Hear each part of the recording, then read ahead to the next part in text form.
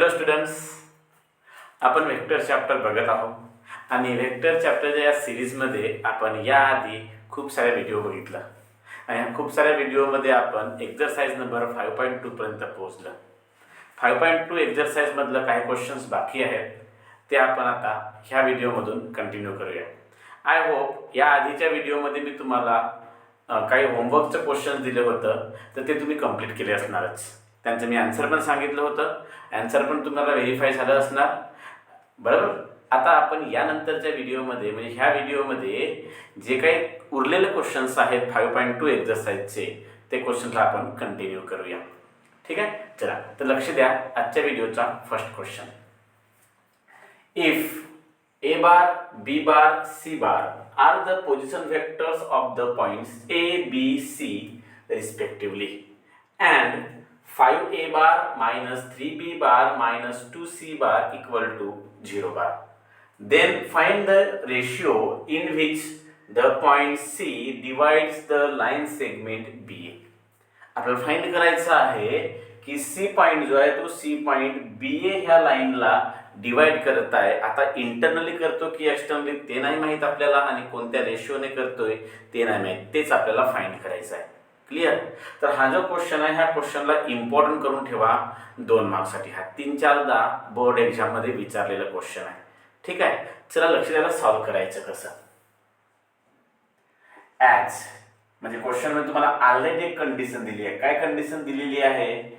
5a bar minus 3b bar minus 2c bar equal to 0 bar किंवा o bar दिलेला आहे. बरं, या मधामध्ये c पॉइंट्स b ला डिवाइड करत आहे म्हणजे याचा अर्थ इक्वल टूच्या समोर कोण असायला पाहिजे? c. जो डिवाइड करतो तो इक्वल टूच्या समोर असायला पाहिजे.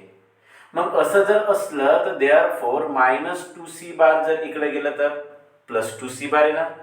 मायनस 2c बार इकडे गेलं तर प्लस 2c बार जर होणार, हा लिहिलं मी प्लस 2c बार. तर लेफ्ट हँड साईडला काय राहणार? 5a बार मायनस 3b बार. लेफ्ट हँड साईडला काय उरणार? 5a बार मायनस 3c बार, ज्याला मी राईट हँड साईडला लिहिलं. क्लिअर.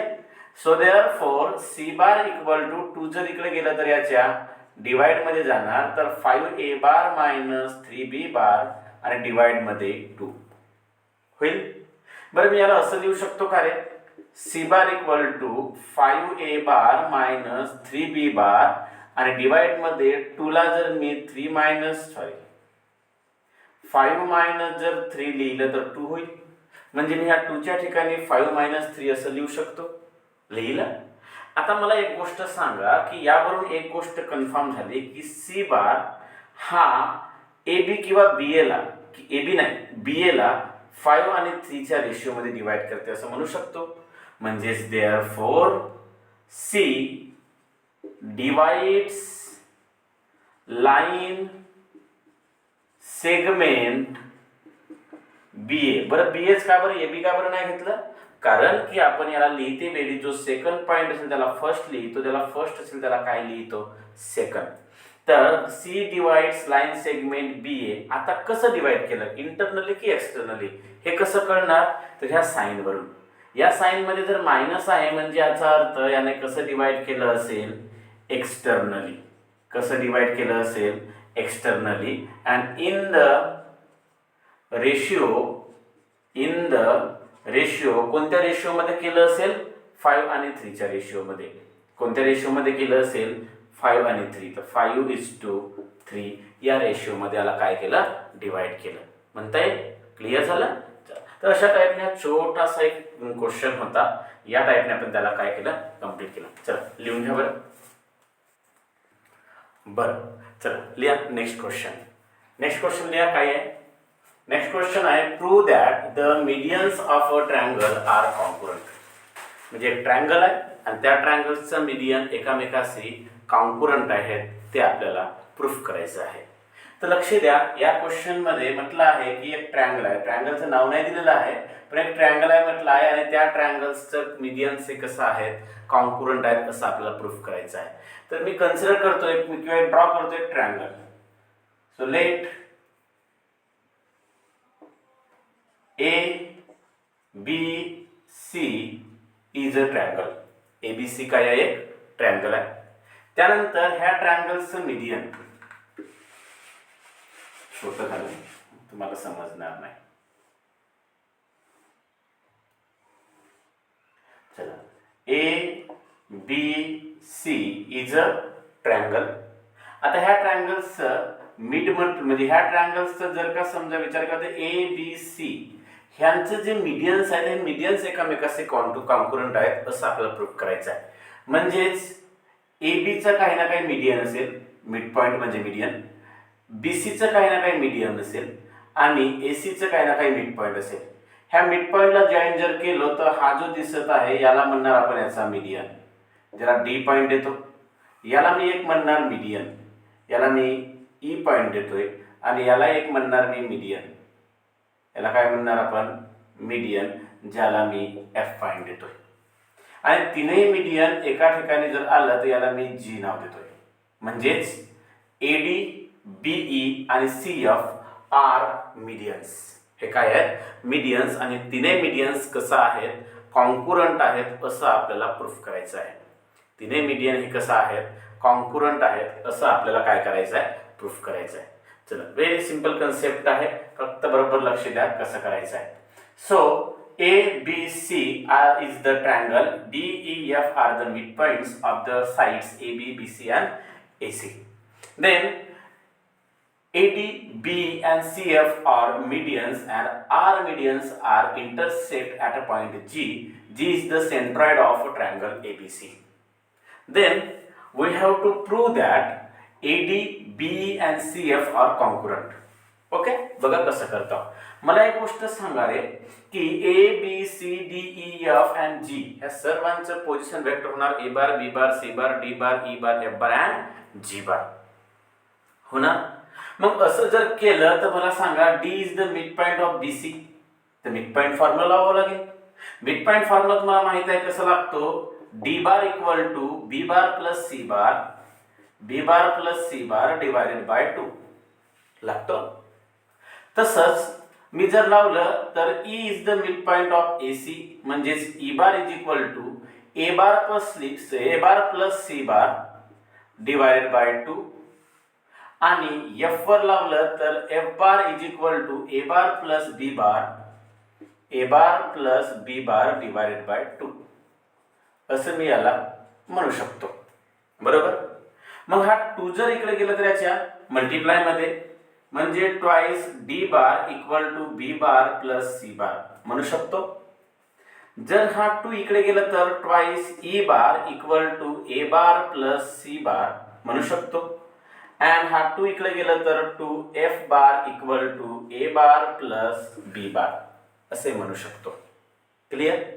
आता मला जर यांना सर्वांना जर कॉन्क्रुरंट प्रूफ करायचं असेल तर करायचं काय, तर मी काय करतोय, देअरफॉर 2D बार इथे B बार प्लस C बार आहे म्हणजे इथे A बार नाही, म्हणून लेफ्ट हँड साइड आणि राइट हँड साइडला A बार ने A बार प्लस करायचा. म्हणजे या साइडला काय करणार मी प्लस A बार, तर या साइडला सुद्धा मी प्लस A बार करणार, तर A bar plus B bar plus C बार होणार. त्यानंतर इथे काय आहे, इथे आहे 2E बार. काय आहे 2E बार. मग ह्या राइट साइडला A बार प्लस C बार आहे म्हणजे कोण नाही आहे, B बार नाही आहे, म्हणजे मी लिहिणार इथे प्लस B बार. तर या बाजूला काय येणार A bar plus B bar plus C बार येणार.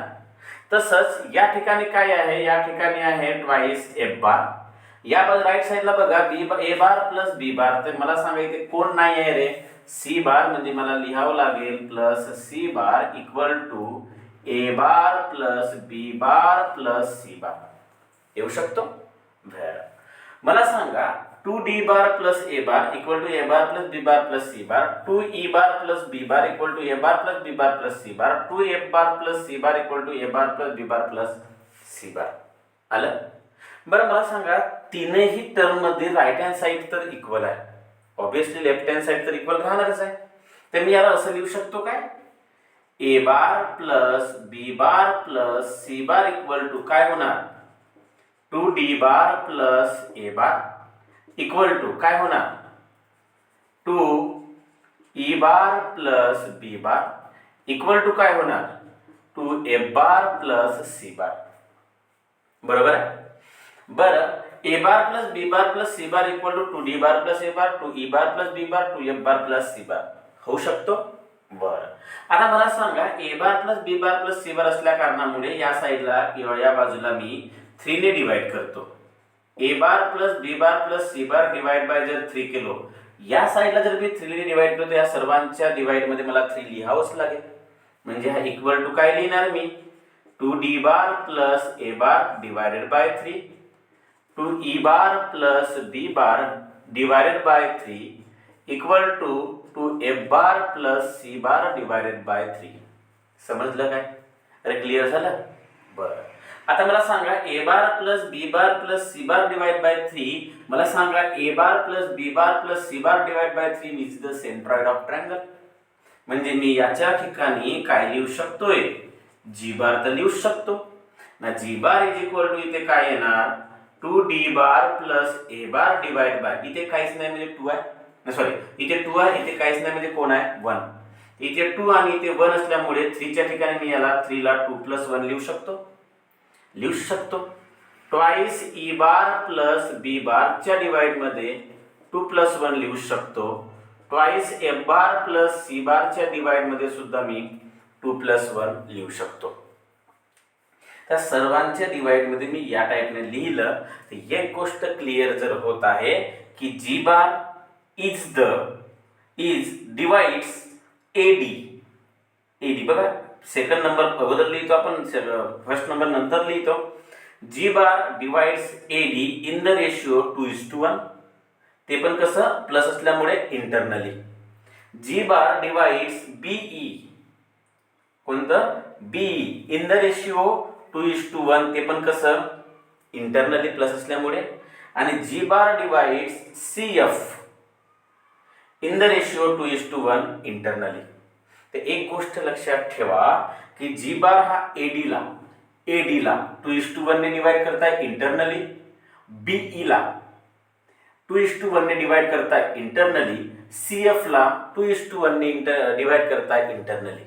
आता इथे जर बघितला तर ह्या तीनही लाईन्सला तो 2:1 नेच डिवाइड करतो ना, ते पण कसं करतो इंटरनली. मग तीनही लाईनचा जर का समजा इंटरसेक्टिंग पॉइंट एकच आहे असं म्हणू शकतो, कारण का याचा डिव्हिजन याचा आणि याचा सर्वांचा डिव्हिजन एकाच ठिकाणी येत आहे. म्हणून आपण म्हणू शकतो की एडी बार, बी बार आणि सीएफ बार आर कॉन्करंट. मग एडी, बी आणि CF are the medians and these medians are concurrent.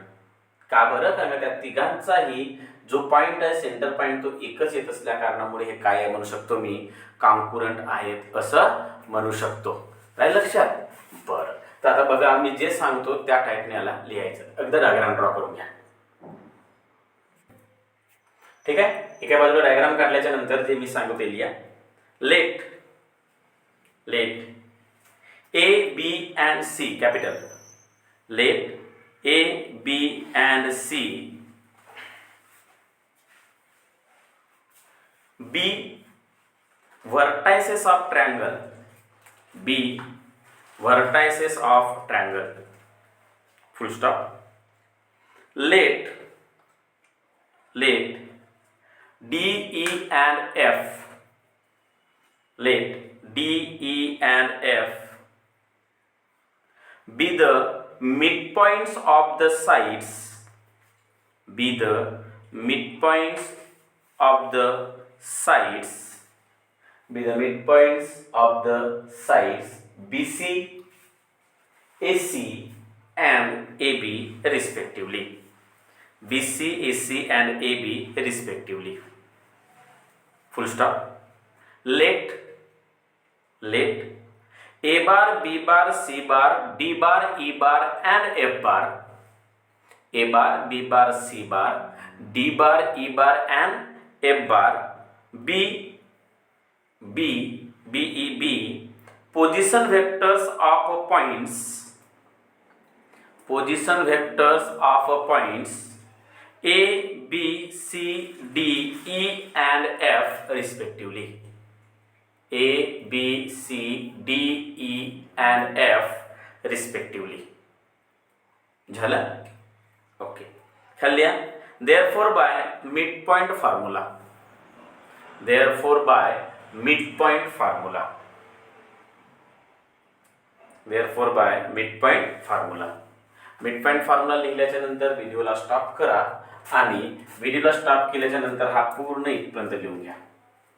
व्हिडिओला स्टॉप करा आणि व्हिडिओला स्टॉप करून तो पूर्ण इथपर्यंत लिहा ॲज इट इज. ठीक आहे. इथपर्यंत लिहिल्यानंतर याच्या खाली जे मी सांगत आहोत ते लिहा. याच्या हा इथपर्यंत झाल्यानंतर याच्या खाली लिहायचं. लिहा. if capital G is the point, if capital G is the point whose position vector is G bar, whose position vector is G bar, comma, then from the above equation, it is clear that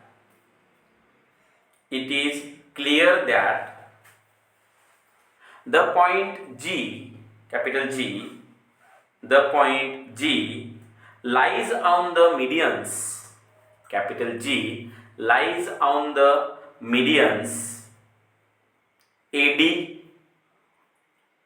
AD, comma BE,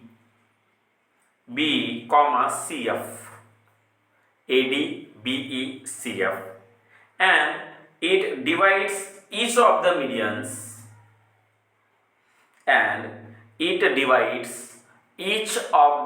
medians, AD, BE, CF, AD, BE, CF internally in the ratio 2:1. Internally in the ratio 2:1. Full stop. Therefore three medians are concurrent. Therefore three medians are concurrent. Clear? Okay. चलो heading दे आता. काय heading आहे? Product of vectors. काय heading देणार? Product of vectors. चला एक नवीन topic चालू करतो आपण. तर बरोबर केअरफुली लक्ष द्या. Product of vectors. लक्षात ठेवा दोन व्हेक्टर्सची आपण जर का समजा मल्टिप्लिकेशन केलं, दोन व्हेक्टरची जर आपण मल्टिप्लिकेशन केलं तर काही वेळी त्या दोन व्हेक्टरचा मल्टिप्लिकेशन हा स्केलर मिळतो आणि कधी कधी त्या केव्हा या दोघांचं मल्टिप्लिकेशन हा व्हेक्टर फॉर्ममध्ये मिळतो. ज्यावेळी दोन व्हेक्टरचा मल्टिप्लिकेशन हा स्केलर फॉर्ममध्ये म्हणजे ओनली मॅग्निट्यूड्स मिळतो अशा टाईपच्या प्रॉडक्टला म्हटले जाते स्केलर प्रॉडक्ट. काय म्हणतो आपण? Scalar product. आणि जर समजा दोन व्हेक्टरचा मल्टिप्लिकेशन केल्याच्या नंतर त्याचा आन्सर हा व्हेक्टर फॉर्ममध्ये जर येत असेल तर तशा टाईपच्या मल्टिप्लिकेशनला किंवा त्या टाईपच्या प्रॉडक्टला म्हटले जाते व्हेक्टर प्रॉडक्ट. तर लक्षात ठेवा व्हेक्टरचं जेव्हा आपण प्रॉडक्ट करतो म्हणजे दोन व्हेक्टरचा मल्टिप्लिकेशन जेव्हा करतो तेव्हा कधी ज्यावेळी स्केलर म्हणजे ओनली मॅग्निट्यूड असा आन्सर येतो त्याला म्हटले जाते स्केलर प्रॉडक्ट. काय म्हणतात? स्केलर प्रॉडक्ट किंवा त्याला डॉट प्रॉडक्ट सुद्धा म्हटले जाते. स्केलर किंवा काय म्हणतो आपण? Dot product. आणि ज्यावेळी दोन व्हेक्टर्सची मल्टिप्लाय केल्यानंतर आन्सर सुद्धा व्हेक्टर फॉर्ममध्ये येतो अशा वेळी त्या मल्टिप्लिकेशनला म्हणजे त्या प्रॉडक्टला म्हटले जाते व्हेक्टर प्रॉडक्ट किंवा त्याला म्हटले जाते क्रॉस प्रॉडक्ट. काय म्हणतात? Cross product. ॲक्च्युअली स्केलर आणि व्हेक्टरचं दोनच प्रॉडक्ट असतात पण स्केलर प्रॉडक्टला डॉटने डिनोट करतात आणि व्हेक्टर प्रॉडक्टला क्रॉसने डिनोट करतात. तुम्ही जर दोन नंबर्सचा मल्टिप्लिकेशन जर केलं तर कधी कधी तुम्ही आपण असं पण लिहितो ए डॉट बी लिहितो किंवा दोन गोष्टींचा मल्टिप्लिकेशन करायचं असेल तर ए डॉट बी. कधी कधी आपण असं पण लिहितो. आता हा सुद्धा सिम्बॉल डॉट म्हणजेच मल्टिप्लिकेशनचा आहे आणि क्रॉस म्हणजे सुद्धा सिम्बॉल कशाचा आहे? मल्टिप्लिकेशनचाच आहे. मग आपल्याकडे व्हेक्टर फॉर्ममध्ये दोन टाईपचे प्रॉडक्ट असल्या कारणामुळे आपण स्केलर प्रॉडक्टला डॉट यूज करतोय आणि व्हेक्टर प्रॉडक्टला काय यूज करतोय? क्रॉस यूज करतो. क्लिअर? ओके. तर अशा टाईपचे दोन टाईपचं प्रॉडक्ट व्हेक्टरचं प्रॉडक्ट असतात. एक असते स्केलर आणि दुसरा असते व्हेक्टर प्रॉडक्ट. क्लिअर? तर सर्वात आधी आपण स्केलर प्रॉडक्ट बद्दल स्टडी करणार, त्यानंतर आपण व्हेक्टर प्रॉडक्ट बद्दल स्टडी करणार. स्केलर प्रॉडक्ट बद्दलची स्टडी थोडी इझी आहे, व्हेक्टर प्रॉडक्ट थोडी कॉम्प्लिकेटेड आहे, जास्त नाही थोडी कॉम्प्लिकेटेड आहे, बट दोनही स्टडी इंटरेस्टिंग आहेत. क्लिअर? तर सर्वात आधी आपण स्केलर प्रॉडक्ट बद्दल बघणार. तर आपण काय बघणार? Scalar product. काय बघणार? स्केलर किंवा त्याला आपण काय म्हणणार? Dot product. काय म्हणणार? Dot product. लक्ष द्या आधी इथे, नंतर लिहायचं मी सांगेन तेव्हा. स्केलर किंवा डॉट प्रॉडक्ट काय होतो? समजा मी दोन व्हेक्टर्स घेतलो, समजा याला लिहिलं मी ए बार, याला लिहिलं मी बी बार, आणि दोन्ही वेक्टरच्या मधामधला इन्क्लिनेशन काय आहे? समजा थीटा. काय आहे? थीटा. तर हे दोन्ही वेक्टरचा जर आपल्याला स्केलर प्रॉडक्ट जर काढायचं असेल तर स्केलर प्रॉडक्टला डिनोट करतात ए बार आणि डॉट बी बार. काय कशा डिनोट करतात? A bar dot B bar. डॉटचा मिनिंग स्केलर प्रॉडक्ट, म्हणजे याचा येणारा जो आन्सर आहे हा मॅग्निट्यूडच येणार, हा वेक्टर फॉर्म मध्ये म्हणजे डायरेक्शन फॉर्म मध्ये येणार नाही. तर ए बार डॉट काय होणार? B bar. बरं, याची जे डेफिनेशन आहे स्केलर प्रॉडक्टची, ती डेफिनेशन असे सांगतोय की A bar dot B bar equal to होणार mod of A bar mod of B bar into cos theta. काय होणार? Mod of A bar into mod of B bar equal into cos theta. बरं, mod of A bar म्हणजे magnitude होतो, याला तुम्ही simply ए पण लिहू शकता. मॉड ऑफ बी बार म्हणजे पण मॅग्निट्यूड, त्याला सिम्पली बी लिहू शकता इंटू कॉस थीटा. म्हणजे A bar dot B bar equal to A B cos theta असं लिहू शकतो. इथे कुठेतरी तुम्हाला वेक्टर फॉर्म दिसतोय का? नाही, म्हणूनच याला म्हटले जाते स्केलर प्रॉडक्ट. तुम्हाला या टाईपनेच लक्षात ठेवायचं आहे, या टाईपनेच तुम्हाला पाठ करायचा आहे की A bar dot B bar equal to mod of A bar mod of B bar cos theta किंवा A bar dot B bar equal to A B cos theta असं केलं तरी चालेल. क्लिअर? ओके. त्यानंतर तुम्हाला इथून कधी कधी अँगल विचारेल, अँगलची पण गरज पडू शकतो. मग अँगल जर विचारलं म्हणजे आधी तुम्हाला कॉस थीटा काढावा लागेल, तुम्हाला कॉस थीटाचा फॉर्म्युला माहिती पाहिजे. चला, यावरून जर मी कॉस थीटा काढतो म्हटलं तर mod of A bar mod of B bar इकडे घेऊन जावं लागेल, तेव्हाच मला कॉस थीटा मिळेल. हा जर इकडे घेऊन गेलो त्याच्या डिवाइड मध्ये, म्हणजेच काय होणार? A bar dot B bar divide मध्ये mod of A bar mod of B bar मिळेल. किंवा याला तुम्ही सिम्पली असं पण लिहू शकता, A bar dot B bar divide मध्ये मॉड ऑफ ए बार म्हणजेच ए आणि मॉड ऑफ बी बार म्हणजेच B. A bar dot B bar divide by काय लिहू शकता? ए बी. क्लिअर झालं? तर अशा टाईपने तुम्ही कॉस थीटा काढणार. कॉस थीटा काढल्यानंतर कॉसला राईट साईडला नेलं तर कॉस इनवर्स होणार, तुम्हाला काय मिळणार? थीटा मिळणार. काय मिळणार? थीटा. तर अशा टाईपने कशाचा कन्सेप्ट आहे? Scalar product. क्लिअर झालं? बरं, आधी याच्याबद्दल लिहून घ्या. याच्याबद्दल लिहिल्याच्या नंतर मग मी तुम्हाला याच्या प्रॉपर्टीज सांगतोय. काय सांगतोय? प्रॉपर्टीज. क्लिअर? चला, तर हेडिंग द्या प्रॉडक्ट ऑफ व्हेक्टर्स. काय हेडिंग देणार? Product of vectors. बरं, लिहा त्यामध्ये the product of two vectors. लिहा the product of two vectors is defined in two different ways. Is defined in two different ways, comma, one form of product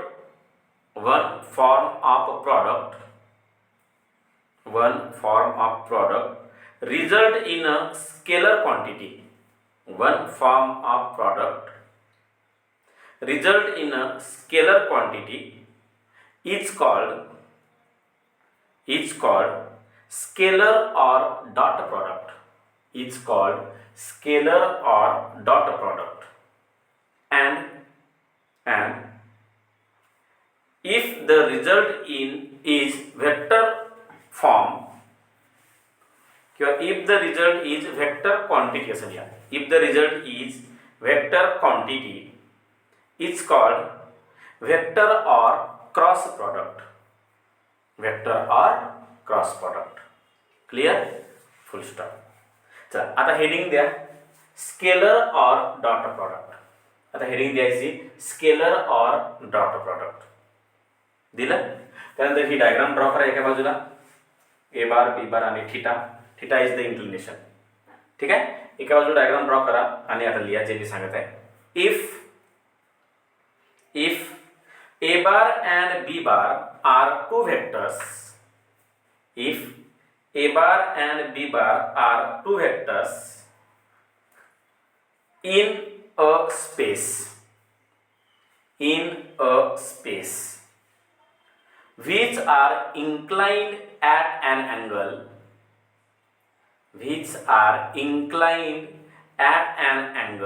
theta, we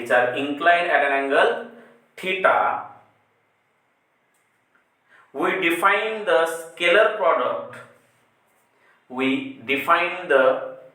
scalar product of these two vectors. We define the scalar product of these two vectors as हा लिहा. हा नका लिहू, हाच लिहा फक्त. A bar dot B bar equal to mod of A bar mod of B bar cos theta equal to A B cos theta. लिहिलं. बरं, खाली लिहा. The angle between the two vectors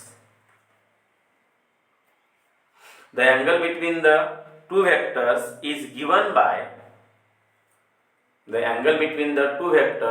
given by cos theta equal to A bar dot B bar divide by mod of A bar mod of B bar. किंवा equal to लिहू शकतो आपण A bar dot B bar divided by A B. लिहू शकतो A bar dot B bar divided by A B.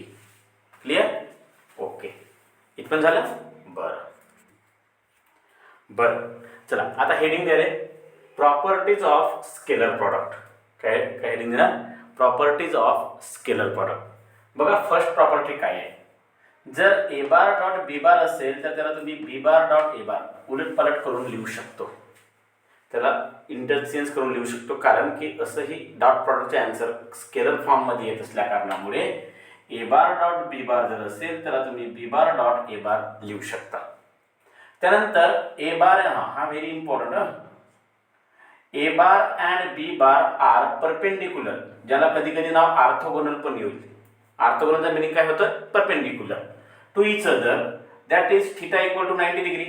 Perpendicular म्हणजे थीटाची value 90 degree. Theta जर 90 degree असेल तर ए बार डॉट बी बार काय होणार? 0. हा कसा आला असेल? कारण की आपल्याला माहित आहे A bar dot B bar equal to होतो ए बी कॉस थीटा आणि थीटाची व्हॅल्यू किती? 90.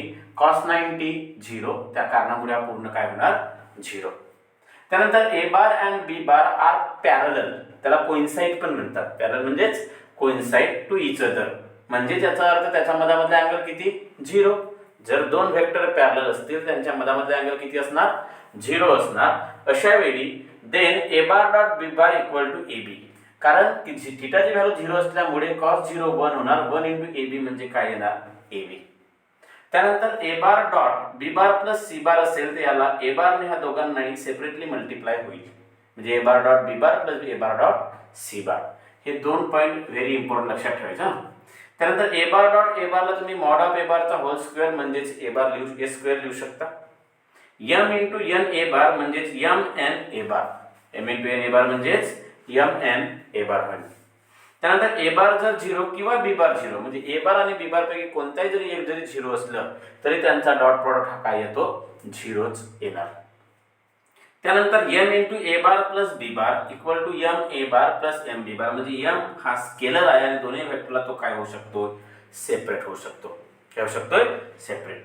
त्यानंतर if theta is acute angle, acute angle means less than 90 degree, असा अँगल जो लेस दॅन 90 डिग्री असेल अशा वेळी ए बार डॉट बी बारची व्हॅल्यू ही पॉझिटिव्ह येणार, म्हणजे 0 पेक्षा मोठी येणार. जर if theta is obtuse angle, म्हणजे थीटाची व्हॅल्यू जर का समजा ऑप्टूस असेल, ऑप्टूस म्हणजे ग्रेटर दॅन 90 डिग्री असेल तर अशा वेळी ए बार डॉट बी बार हा लेस दॅन 0 म्हणजेच निगेटिव्ह येणार. काय येणार? निगेटिव्ह. क्लिअर? ओके. त्यानंतर ही एक लक्षात ठेवण्यासारखी गोष्ट, म्हणजे लक्षात ठेवण्यासारखा व्हेरी इम्पॉर्टंट पॉईंट आहे. लक्षात ठेवा I, J, K are the unit vectors along x axis, y axis and z axis. मग आय जे के जर का समजा X axis Y axis Z ऍक्सिसचं जर युनिट व्हेक्टर जर आहेत, याचा अर्थ X axis Y axis Z axis हे तर एकामेकाला परपेंडिक्युलर असतात, ऑलवेज म्युच्युअल परपेंडिक्युलर असतात, ज्या कारणामुळे आय आणि जे यांच्या मधामधला अँगल किती असला पाहिजे 90, जे आणि के च्या मधामधला अँगल किती असला पाहिजे 90, आणि के आणि आय च्या मधामधला अँगल किती असला पाहिजे 90, कारण का तीनही ऍक्सिस एकामेकाला म्युच्युअली परपेंडिक्युलर असल्यामुळे. मग आय डॉट जे केलं म्हणजे आय आणि जे चा जर डॉट प्रॉडक्ट जर मी घेतलं तर आय डॉट जर जे केलं तर मला सांगा आय आणि जे हे दोन व्हेक्टर होतील आणि दोन्ही व्हेक्टर दोन ऍक्सिसचे असल्या कारणामुळे दोघांच्या मधामधले अँगल काय आला 90 डिग्री. म्हणजे आय आणि जे एकामेकाला कसं असतात परपेंडिक्युलर. तसंच जे आणि के सुद्धा एकामेकाला परपेंडिक्युलर आणि के आणि आय सुद्धा एकामेकाला परपेंडिक्युलर असल्या कारणामुळे जेव्हा दोन व्हेक्टर परपेंडिक्युलर असतात तेव्हा त्यांच्या मधामधला डॉट प्रॉडक्ट हा काय असतो 0. म्हणून आय डॉट जे डॉट के डॉट आय हे काय असतात 0. जे अपोजिट आहेत ते काय असणार 0 असणार. ओके. त्यानंतर आय डॉट आय किंवा जे डॉट जे किंवा के डॉट के असं जर असले तर आय डॉट आयचा मिनिंग दोनही सारखेच वेक्टर येत आहेत, म्हणजेच याचा अर्थ असा की दोनही वेक्टर पॅरलल आहेत. जे डॉट जे म्हणजेच दोन्ही वेक्टर पॅरलल, के डॉट के सारखे आहेत म्हणजेच याचा अर्थ ते दोन्ही वेक्टर कसं असणार पॅरलल. तेव्हा दोन वेक्टर सारख्या वेक्टरचा प्रॉडक्ट तेव्हाच होऊ शकतो जेव्हा दोन्ही वेक्टर काय असणार पॅरलल असणार. बरं, दुसरी गोष्ट, जर समजा ए बार डॉट ए बार म्हणजे दोन्ही सारखे वेक्टर जर असतील तर त्यांच्या मॅग्निट्यूडचा स्क्वेअर होतो. म्हणजे I dot I J dot J K dot के चा मिनिंग होतो त्यांच्या मॅग्निट्यूडचा स्क्वेअर. बरं, I J K are the unit vectors, means I J K चा जो मॅग्निट्यूड आहे तो मॅग्निट्यूड ऑलवेज 1 राहणार युनिट वेक्टर असल्यामुळे. मग आय डॉट आय केलं म्हणजे त्यांचा मॅग्निट्यूड किती 1 आणि 1 चा काय होणार स्क्वेअर आणि 1 चा स्क्वेअर काय येणार 1.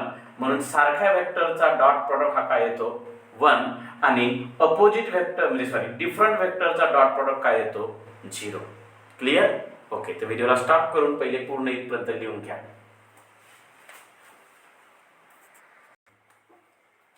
इथपर्यंत झाल्याच्या नंतर म्हणजे 11 नंबरच्या प्रॉपर्टीच्या नंतर याच्या खालीच लिहायचे डायरेक्ट. आता काय कन्सेप्ट आहे लक्ष द्या. स्केलर प्रॉडक्ट मध्ये सर्वात इम्पॉर्टंट कन्सेप्ट हाच आहे. समजा मी A bar equal to consider केलो a1i a2j प्लस a3k आणि b bar equal to consider केलो b1i plus b2j plus b3k आणि मला ह्या दोघांचं काय करायचं आहे डॉट प्रॉडक्ट. काय काढायचं आहे डॉट प्रॉडक्ट. मग मला ह्या दोघांचं जर डॉट प्रॉडक्ट काढायचं असेल तर मला ए बारची व्हॅल्यू लिहावं लागेल जी आहे a1i plus a2j plus a3k बरोबर डॉट. बी बारची सुद्धा व्हॅल्यू लिहावं लागेल मला जी आहे b1i plus b2j plus b3k. काय आहे b3k. समजलं? लक्ष द्या. हा मिटवलो नाही याचा कारण काय काम आहे आता आपल्याला b3k. आता ह्या दोघांचं काय करायचं मल्टिप्लाय कसं केलं जाईल a1i ने ह्या पूर्ण ब्रॅकेटला मल्टिप्लाय करा. तर काय होणार a1i इंटू b1i म्हणजेच मी लिहू शकतो a1 b1i कारण का i ची मल्टिप्लाय i डॉट i बरोबर. a1 dot b1 a1 into b1 scalar असल्या कारणामुळे i dot i plus a1i ने याला मल्टिप्लाय करा पूर्ण ब्रॅकेटला मल्टिप्लाय करायचा. तर हा होणार a1 b2 i dot j plus a1 b3 i dot k बरोबर. त्यानंतर a1 ने पूर्ण ब्रॅकेटला मल्टिप्लाय झाल्यानंतर a2j ने पूर्ण ब्रॅकेटला मल्टिप्लाय करा. तर इथे काय येणार प्लस a2 इंटू b1 म्हणजे a2 b1 j dot i plus a2 into b2 तर इथे येणार चला खाली लिहितोय तुम्ही कन्फ्युज होणार plus a2 b2 j dot j plus a2 b3 j dot k बरोबर. तसंच a3k ने पूर्ण ब्रॅकेटला मल्टिप्लाय करा तर plus a3 b1 k dot i plus खाली लिहितो लक्ष द्या a3 b2 के डॉट जे प्लस A3B3 के डॉट के. तर अशा टाईपने मी काय केलं, पूर्णच्या पूर्ण मल्टिप्लाय केलं. पूर्ण कन्सेप्टला काय केलं, मल्टिप्लाय केल्यानंतर एक गोष्ट बघा इथे, आय डॉट आय म्हणजे 1 होते बघा. आय डॉट आय म्हणजे 1, तर 1 इंटू A1B1 होणार प्लस आय डॉट जे काय होतोय 0, आय डॉट के काय होतोय, K dot I means I dot K 0 होईल आणि जे डॉट आय सुद्धा काय होतोय, I dot J means J dot A 0. तर 1 2 3 तिघांचे मल्टिप्लिकेशन काय होतो. बरं चला, तर A1B1 तर आलं. आता हा तर 0 झालं, हा 0 झालं, हा 0 झालं. 0 ने या तिघांना मल्टिप्लाय कराल तर याचं मिनिंग काय होणार, 0. याचं मिनिंग 0, याचं मिनिंग 0 प्लस इथे बघा जे डॉट जे काय होणार, सेम असलं तर 1 into A2B2 plus J dot K 0 म्हणजे 0 into A2B3 0, K dot I different असल्यामुळे 0, त्यानंतर के डॉट जे डिफरंट असल्यामुळे 0. तर इथे पण 3 0 येणार, 0 प्लस 0 प्लस 0 आणि के डॉट के सेम असल्यामुळे 1 होतोय आणि 1 इंटू A3B3 इथे काय मिळणार, A3B3. So therefore A bar dot B bar equal to तुम्हाला काय मिळणार, A1B1 plus A2B2 plus A3B3. तर व्हेरी इम्पॉर्टंट कन्सेप्ट आहे तुम्हाला. A bar dot B bar equal to A1B1 plus A2B2 plus A3B3. आता लक्षात ठेवा, तुम्हाला जेव्हा दोन वेक्टरचं मल्टिप्लाय करायला सांगितलं जाईल डॉट प्रॉडक्ट, तेव्हा एवढ्या साऱ्या गोष्टी करण्याची गरज नाही, डायरेक्ट हा लिहायचं. बरं हा कसं होतो रे, बघा A1B1 A बारचा आयचा कोएफिशिएंट, B बारचा आयचा कोएफिशिएंट दोघांची मल्टिप्लिकेशन प्लस जे जे च्या कोएफिशिएंटची मल्टिप्लिकेशन प्लस के के च्या कोएफिशिएंटची मल्टिप्लिकेशन. तर दोन वेक्टरचा जर तुम्हाला डॉट प्रॉडक्ट विचारलं तर सिंपल काय करायचं, दोन्ही वेक्टरच्या आय आय च्या कोएफिशिएंटची मल्टिप्लिकेशन प्लस जे जे च्या कोएफिशिएंटची मल्टिप्लिकेशन प्लस के के च्या कोएफिशिएंटची काय करायची मल्टिप्लिकेशन. तुम्हाला डायरेक्ट काय मिळून जाणार, डॉट प्रॉडक्ट मिळून जाईल. क्लिअर, तरी समजलं. तर अशा टाईपच्या तुमच्या काय आहेत ह्या प्रॉपर्टीज, ह्या व्हेरी इम्पॉर्टंट प्रॉपर्टीज आहेत, यांच्यावर तुम्हाला क्वेश्चन्स डिपेंड आहेत. क्लिअर. चला, तर ह्या व्हिडिओमध्ये आपण आता इथेच थांबूया. यानंतरचा जो काही कन्सेप्ट आहे स्केलर प्रॉडक्टशी रिलेटेड, तो आपण आता नेक्स्ट व्हिडिओमध्ये घेऊ. तर आय होप तुम्हाला हा पूर्ण समजलं असेल. पूर्णच्या पूर्ण प्रॉपर्टीज एकदा रीड करा, व्हेरी इम्पॉर्टंट कन्सेप्ट आहे हा. क्लिअर. ओके, तिथपर्यंत टेक केअर, बाय.